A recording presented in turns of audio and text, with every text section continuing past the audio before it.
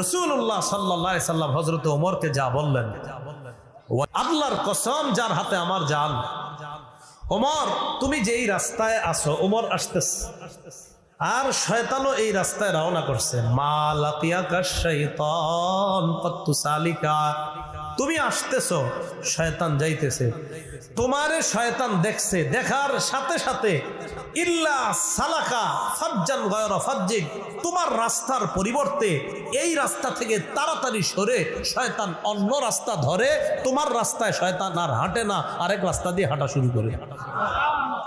এই জন্য নবী বলছেন আমার ওমর আল্লাহর বিধান পালন করার ক্ষেত্রে সবচেয়ে কঠিন।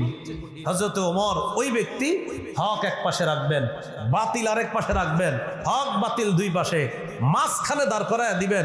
তিনি হলেন হযরত ওমর ইবনুল খাত্তাব। বাতিল হকের সাথে লাগবে না, হক বাতিলের সাথে লাগবে না। ওমর তো ওমর।